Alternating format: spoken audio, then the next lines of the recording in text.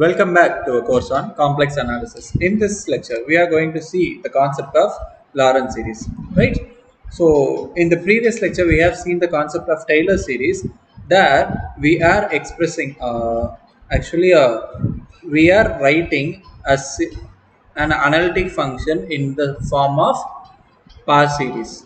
Okay, so this is what about any point. Okay, suppose if you have this function is analytic in a certain region.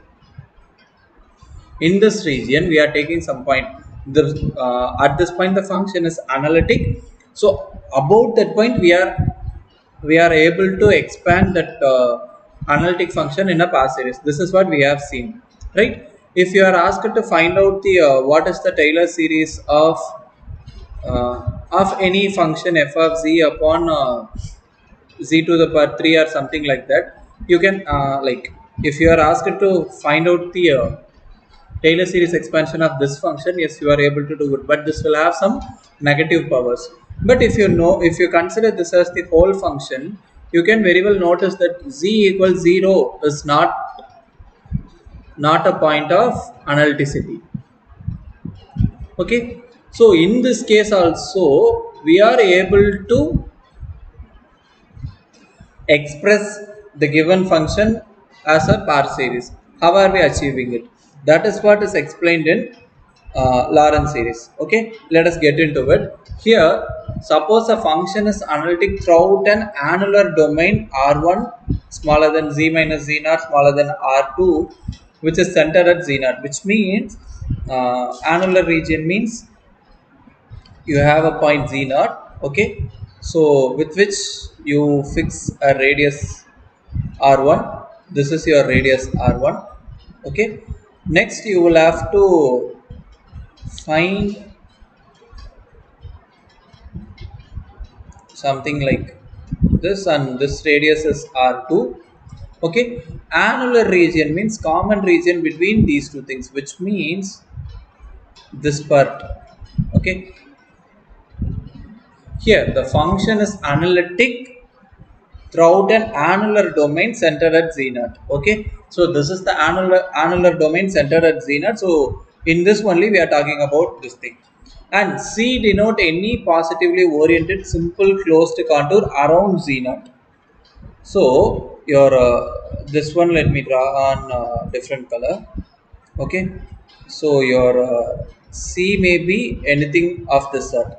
If it is not visible, let me draw it in blue color. Okay, your C may be any contour which is directed in the positive sense. Okay, it has to be a simple closed contour around z naught. Okay, then at each point in the domain, so that is in the annular disk, we are able to give us pair series representation to the function which is given in equation 3. Okay, where the coefficients an and bn are given in equation 4 and 5. This is what we'll have to prove, right? So this is known as Lorentz theorem, and the expression in equation 3 is called as Lorentz series. Okay, here uh, before getting into the proof of the theorem, let me just tell you few more ideologies behind this, right? So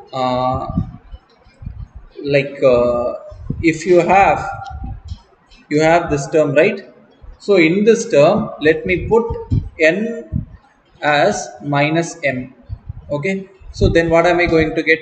Minus m runs from 1 to infinity b minus m upon z minus z naught to the power minus m, right? So the summation turns from minus m runs from 1 to infinity. This turns as summation m runs from minus infinity to minus 1. Okay, b minus m upon z minus z naught to the power minus m. So this m is a dummy variable, right? So we can replace that with n itself. So this is what we are going to have. Once we write this in this form, we can give this one. This f of z may be written as your f of z is summation n runs from 0 to infinity an z minus z naught to the power n plus summation n runs from minus infinity to 1 minus 1 b minus n upon z minus z naught to the power minus n. Okay, so we shall simply write this as summation n runs from minus infinity to infinity cn multiplied with z minus z naught to the power n. Okay, where your cn is b minus n for n smaller than or equals minus 1, and for the case n bigger than or equals 0 we have an as it is. So we can write this function as a single power series where the summation runs from minus infinity to infinity, whereas if you see in your Taylor series, there your summation runs from 0 to infinity only. Okay, so here what is your cn? So your cn is simply 1 upon 2 pi I integral over c f of z dz upon z minus z naught to the power n plus 1, right, where your n takes any value from minus infinity to infinity. Okay, here the expression 3 as well as the expression that we have derived, both are valid expressions for Lorentz series, right? Okay, now let us okay, fine. Suppose if your function has your function fails to be analytic at only one point, that is z naught, means near z naught your function is analytic everywhere. So you can like if you just that one, let me do it in green color, absolute of z minus z naught, you take any value here. Here your function is analytic, but when your z equals z naught, it is not analytic. So in this case your function is analytic. Even in this case you can do it. Okay, suppose if your function is analytic in this entire domain, then also you can give a Lorentz series expansion, because in this domain you are just removing some part, and that is your that becomes your annular region, right? So you will have to think for certain possibilities where it is possible, right? Suppose I am giving you a function f of z equals 1 upon z square plus 1. This is your function, and remember that this function is not analytic. Okay, this f of z is not analytic at z equals plus or minus iota. So you will have to choose a circle which is bigger than this one. So if you choose absolute of z which is bigger than 1, okay, it can be any value but it has to be bigger than 1. So let me choose this as some row where your row value is bigger than 1, then your absolute of z minus origin 0, let us consider z naught is 0 here. So in this example, the example that I am talking about, in this example z naught value is 0, right? So which is I'll have to choose this value is bigger than rho. Okay, and this can be infinity also. See, you have just omitted only a small region in the domain. Okay, small region in a complex plane. Everywhere else the function is analytic. Even here you can make use of it, right? So now hope you have got the ideology of how Lorentz series work and how can we represent Lorentz series. Now let us get into the proof of Lorentz series. That is the Lorentz theorem, right? So in order to start the proof, again here we'll prove first, we prove when z naught is 0. Okay, that is the annulus centered at origin. So this is the case that we are considering. Okay, choose form a closed annular region R1 smaller than or equals absolute of C smaller than or equals R2 that is contained in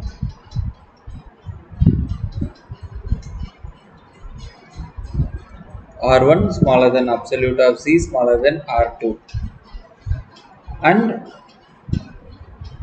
whose interior contains the point Z and the contour Z0.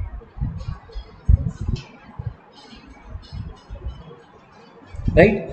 So if I represent all these things in a graph, you may very well see what happens is that here we are talking about the annular region which is centered at origin, right? So this may be my R1. Okay, absolute of Z equals R1 and let me choose a bigger one. Okay,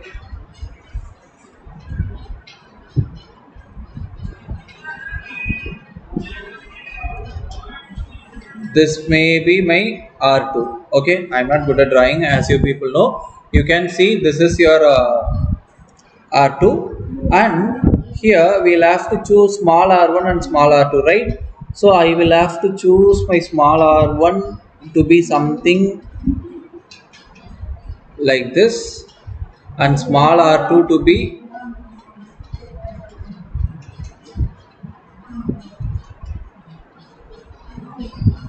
something like this, right? So once you have chosen all these things, you have to make sure that your contour, whatsoever the contour that we have, that lies inside this. Okay, so let me just represent all these things. This is big r1, this is big r2. Okay, this is small r1 and this is small r2. Okay, we have all these things. This is the center, right? So we have all this stuff. Now you might have got the ideology of what we are dealing with now, right? Now let C1 and C2 denote the circles absolute of Z equals R1 and absolute of Z equals R2 respectively, which are in positive orientation. So here not only the region that we are considering, we are considering the circles as well. So when we consider the circles, we'll have to name them. So that is C1 and C2 respectively, which are oriented positively, right? So here from the hypothesis, so by the hypothesis, we know that the function is analytic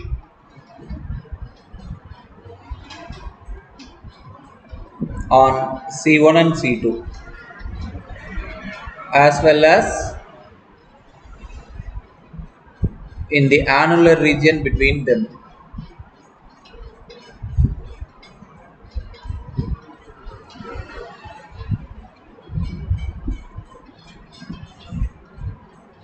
Right, now we are going to construct a positively oriented circle gamma with center at Z and it has to be small enough, that circle has to be small enough to be contained in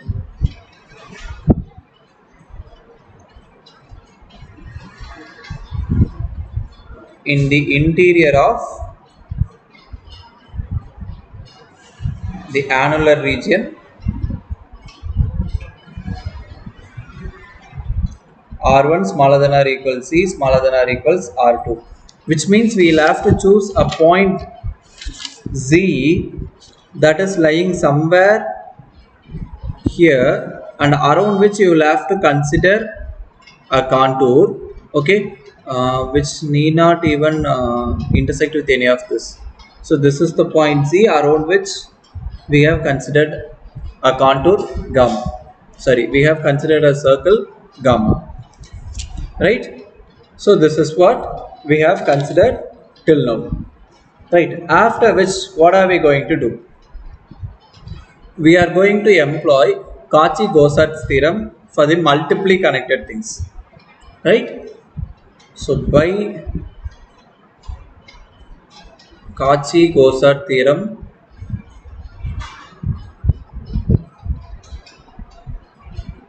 for multiply connected domain,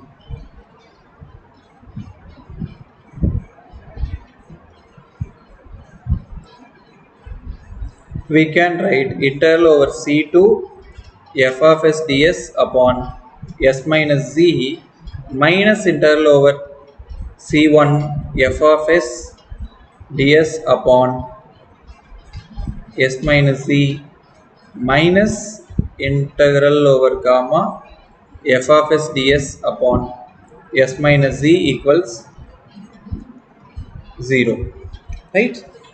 So by this we write this one. Now by Cauchy's integral formula,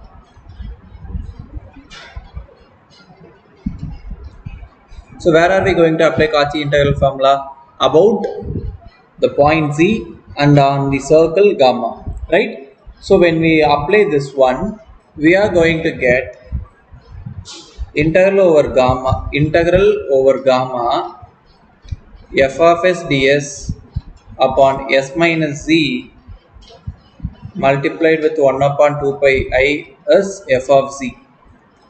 So this is what we are gonna have. So once we have this, we plug this into the equation that we have. So let us mark it as the equation L1. So and let me mark this as equation L2.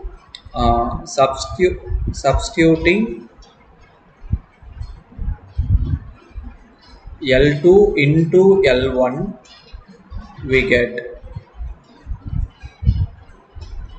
we are gonna have integral over C2 f of s ds upon s minus z minus integral over C1 f of s ds upon s minus z minus 2 pi I times of f of z equals 0, right?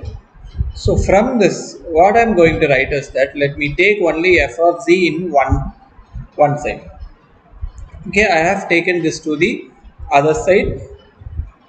So this 1 upon 2 pi I integral over C2 f of s ds upon s minus z minus integral over C1 f of s ds upon s minus z, and this may be written as 1 upon 2 pi I integral over C2 f of s ds upon s minus z, and I am going to take this minus sign inside.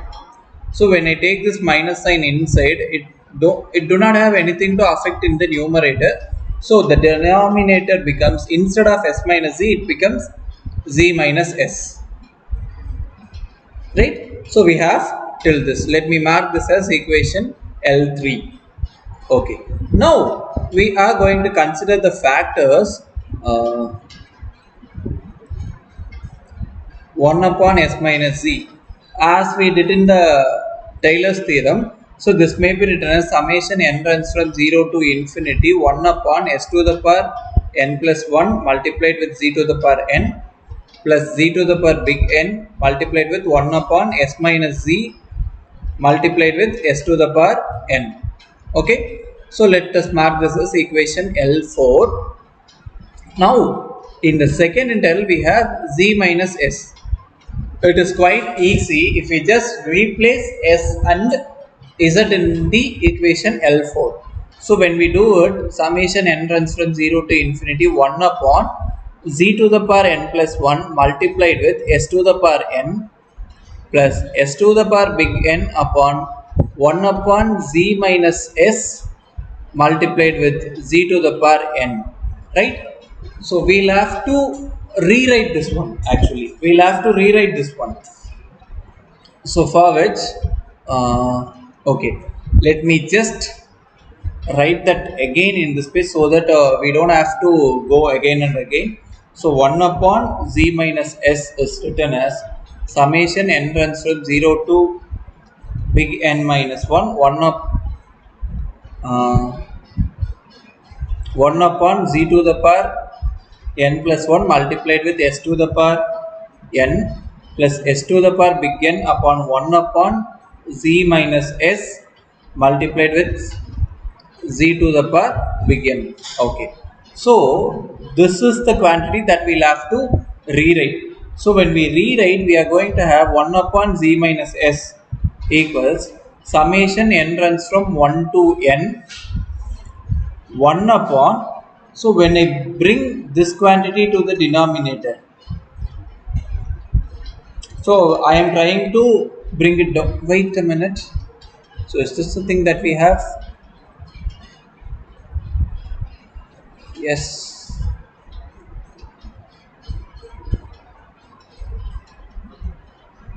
So n runs from 0 to, right?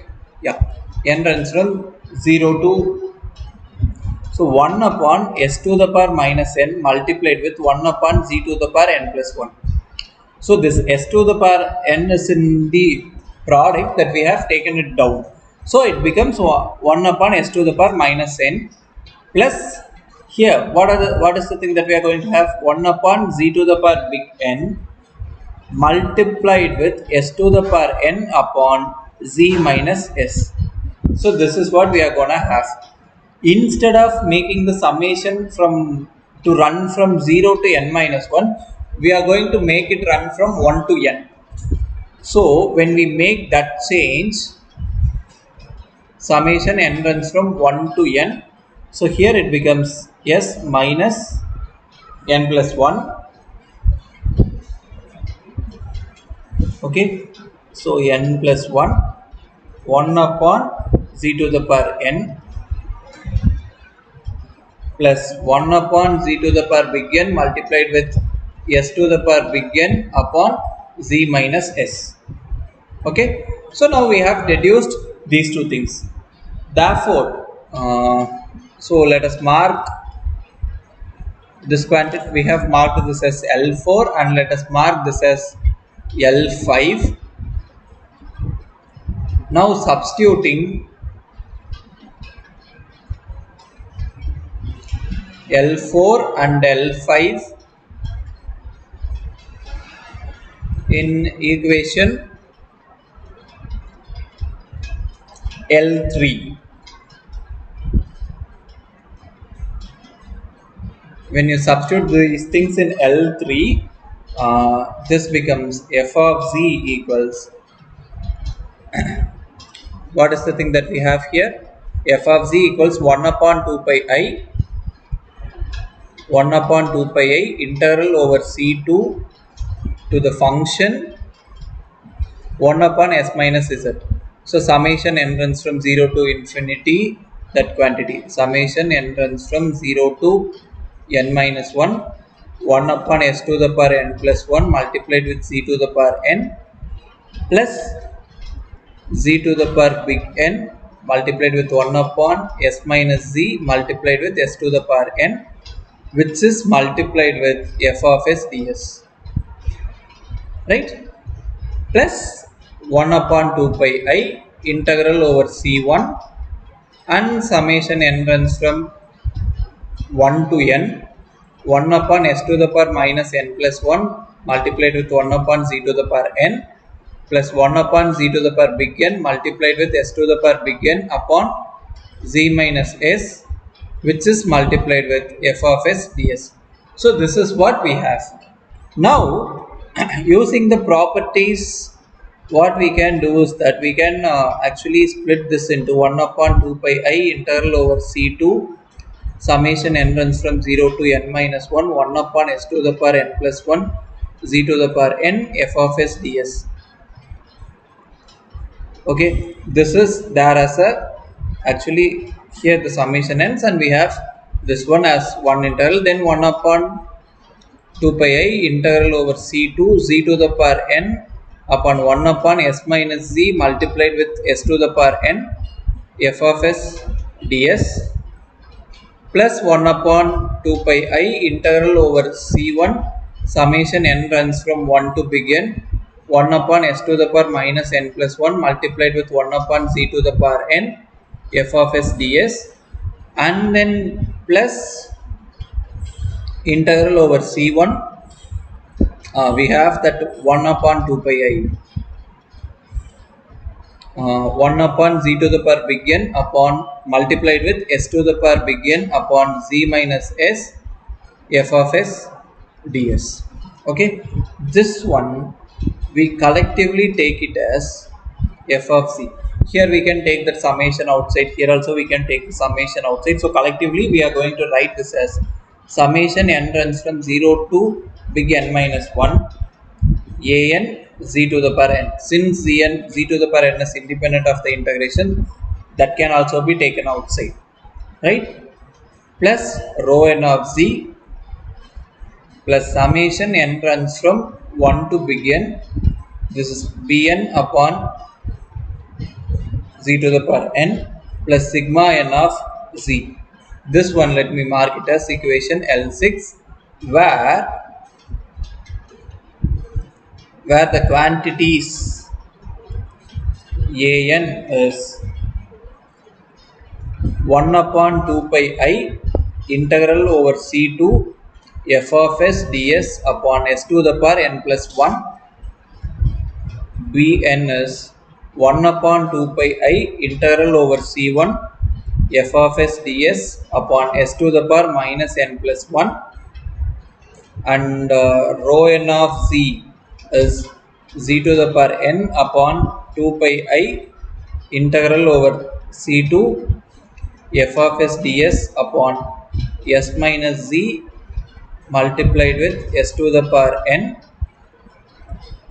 and sigma n of z is 1 upon 2 pi I z to the power big N integral over c1 s to the power n f of s ds upon z minus s.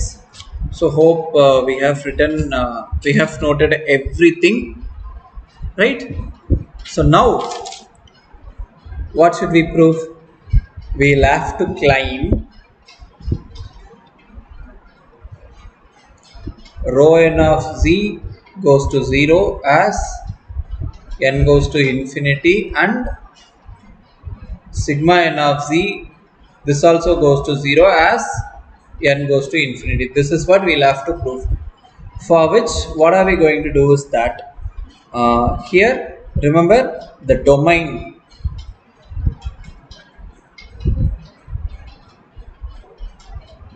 r1 smaller than absolute of z, which is smaller than r2.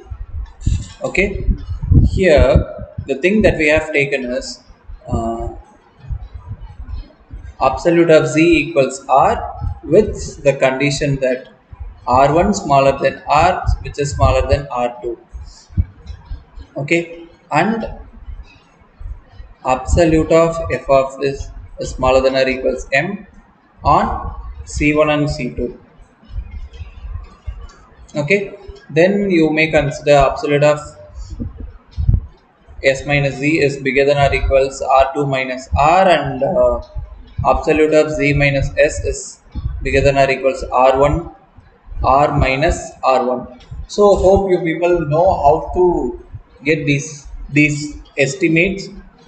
these ideologies we have seen in many of the previous lectures, even on the previous lecture, that is especially on the Taylor's theorem also we have seen these ideologies. So with which we can come till this, after which if you just make the estimate, your absolute of rho 1 of z is going to be, which is smaller than or equals m r2 upon r2 minus r, which is to be multiplied with r upon r2 to the power n, and absolute of zn of sigma n of z, which is smaller than or equals m r1 upon r minus r1 multiplied with r1 upon r to the power n.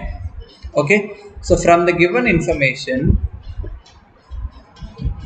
that is, since r1 smaller than r, which is smaller than r2, your r upon r2 quantity is smaller than 1, and r1 upon r is also smaller than 1.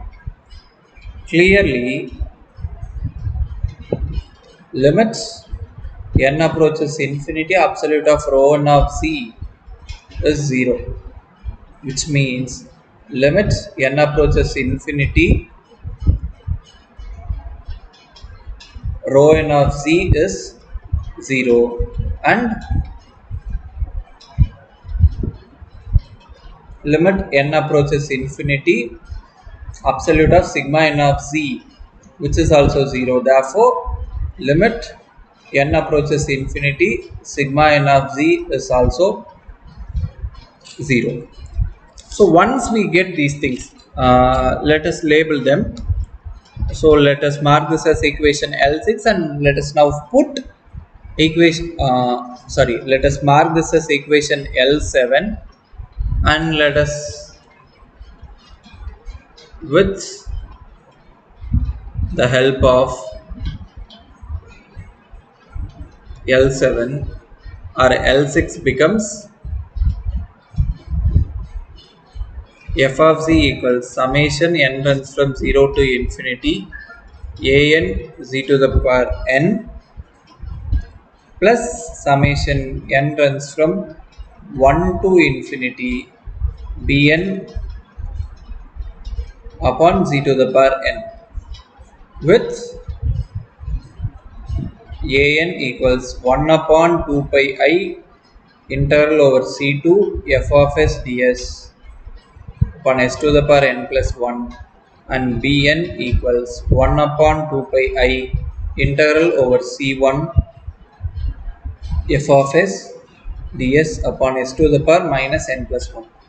Now, by the deformation of paths, so you can just recall the ideology that we have seen in deformation of paths. The hypothesis of this holds here.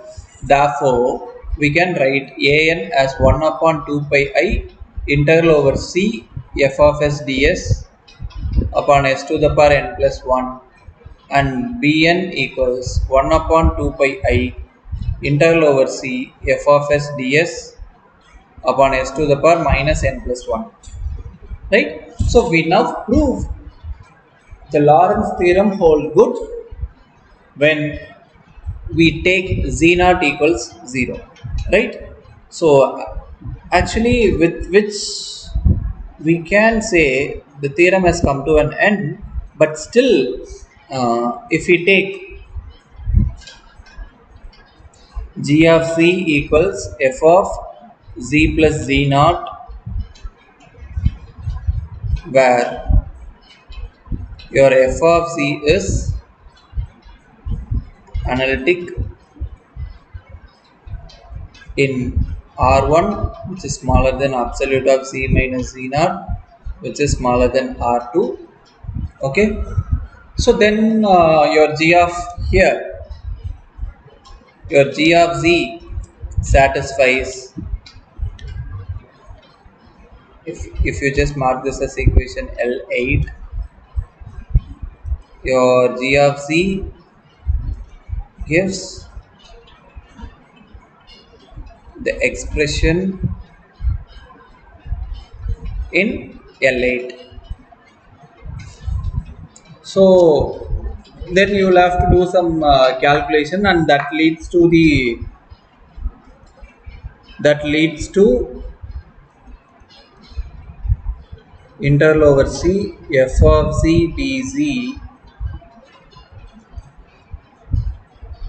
sorry, then this gives you f of z equals summation n runs from 0 to infinity an z minus z naught to the power n plus summation n runs from 1 to infinity bn upon z minus z naught to the power n with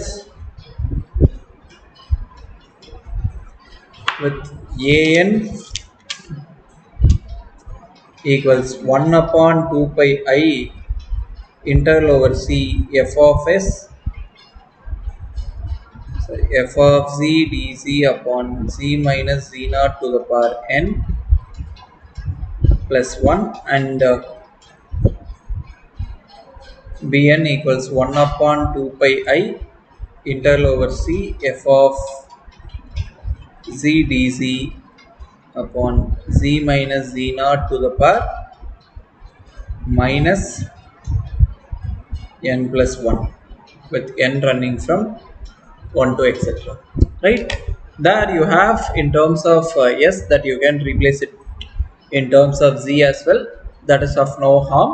Here z naught is some fixed point around which we are talking all these things. So with which we conclude the